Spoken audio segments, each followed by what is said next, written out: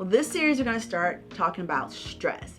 And the reason we're starting with stress because it's the underlying for a lot of mental illness, mental distress, as well as physical diseases, chronic illnesses, everything like that. So stress, it tends to bring it all together. Before we go into our series on stress, let me start with story time. Why did I choose stress? And I'm going to come from my personal perspective. And I can think back to when I was in undergrad. I was a senior in college, excited, the world is my oyster, I can do anything I want to do. I was 9 months pregnant the day I graduated from college. I went into active labor that day, and my mother had traveled hours to come and support me in this journey and also to move me back home. Think about it. This is Wednesday. I went to the doctor that morning. I found out I'm in active labor. I went to my graduation because I am walking across this stage today because I put in all the work and I will not be denied.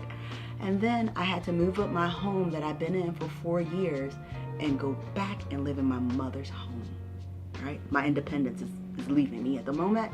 Not only that, but we had to change the route in which we got home because it's hours away because I'm in active labor. I have to travel down the highway to make sure that if something pops off, we can go to a medical facility. I will be okay.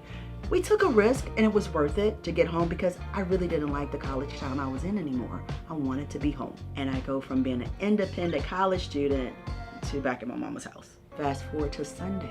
So from Wednesday in college, Thursday back in my mama's house, Sunday I go into labor and I have a baby. And my labor was traumatic.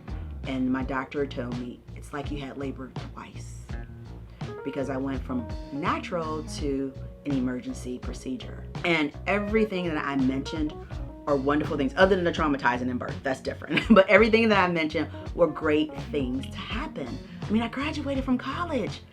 I have a degree. I have a baby. I am now independent. I can do and take, the world is my oyster. But it was so much that happened in such a small period of time that was a bit much for me. That is the quintessential definition of stress.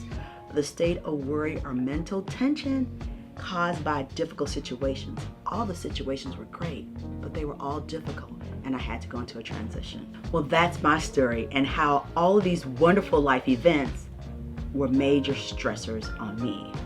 And this series, we're going to talk about the clinical and academic thing of stress and the different types of stress and how they show up, what the physical symptoms are, what do they look like, how do you know when it's going on in your body, as well as practical life tips on what in the world to do to help manage it and to manage it in a healthy way and productive way so that you can bypass the stress, and if everything works out, you can forego stress leading into some mental illness.